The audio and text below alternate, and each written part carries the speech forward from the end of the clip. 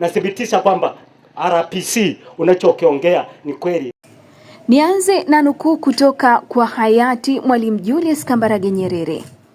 Elimu yoyote iwe ya darasani au si ya darasani ina shabaha yake.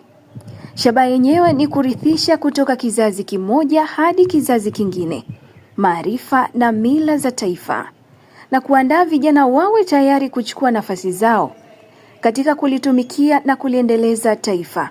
Hivi ndivyo ilivyo katika nchi zote. Nukuu hii inathibitishwa na kamanda wa polisi mkoa wa Mara, Saka Pius Lutumo, akitoa elimu kwa wananchi wa kata ya Mshikamano na kata ya Nyakato katika viwanja vya soko la Saa Nane juu ya haki za wananchi kwa jeshi la polisi. Kwenye jeshi la polisi na mafunzo ya polisi hakuna kona imeandikwa jeshi la polisi tutapata kipato kupitia rushwa. Haipo. Haijawahi kufundishwa. Isipokuwa bwana polisi akishaingia huku kitaa, akikutana na bodaboda dereva, akikutana na dereva wa magari, akikutana na mwananchi muuza gongo na bangi, anasema naomba nijitetee. Wasukuma ndio wanapenda kusema ya maneno, sio nini? Anakwambia naomba nifanyaje? Hapo sasa namna kujitetea ni kutoa mshiko ili wewe upunguze makali kwenye kosa la jinai ambalo umelifanya. Kwa kimsingi nataka niwaambie, anayemfunza mwenzake kuhusu rushwa ni mhalifu, sio bwana polisi, kwa sababu polisi hajasomea. Lakini kwa sababu wewe bwana polisi ulifunzwa, una kiapo na unaenda kufunzwa na raia namna ya kupokea rushwa, ukikubali ukapokea rushwa hapa kituoni, hapa kwenye mkoa kuna mtu anaitwa RPC. Sasa mwananchi, nikakusikia unakuja kulalamika umetoa rushwa wakati viongozi tupo, OCD yupo, RPC yupo, halafu unalalamika umeomba rushwa na alafu umetoa.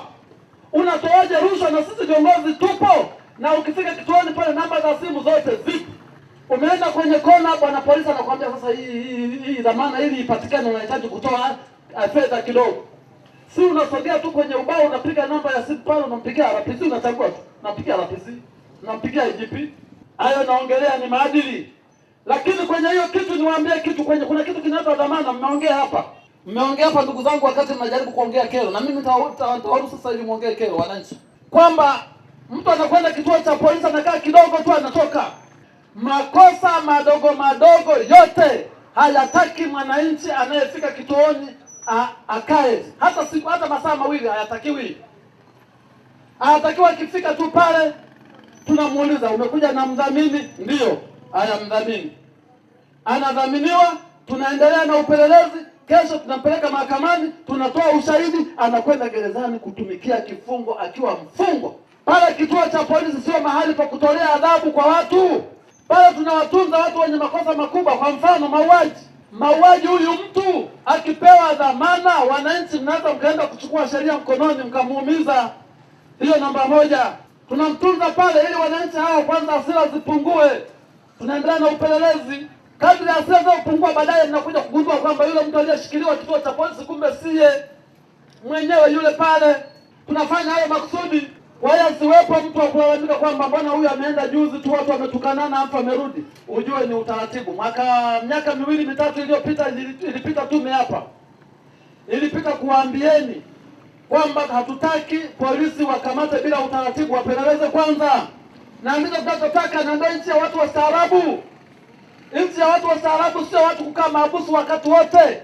Nchi ya watu wastaarabu ni kesi inapelelezwa, anafikishwa mahakamani, anakosa, anakwenda gerezani kutumikia adhabu. Makosa madogo tutegemee hivyo.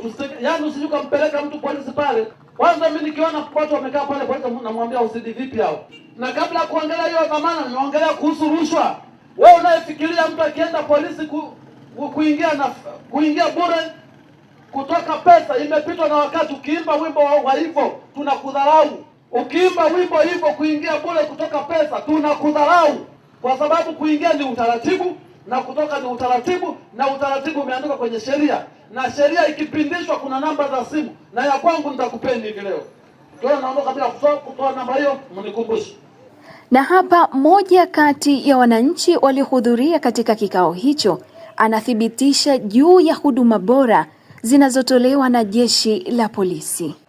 Maarufu Mr. Baraza. Nilikuwa nataka kuweka wazi tu jambo hili ambalo umeongea RPC, kwamba Ukifika polisi sasa hivi lugha ya kwamba utaingia bure, lakini kutoka kwa fedha. Mimi juzi kijana wangu mdogo alibabatizwa, swala la ajabu sana, lakini nilipomkuta OCS wa kituo aliniambia tu kwamba dhamana iko wazi na sikutoa hata 100 mbovu.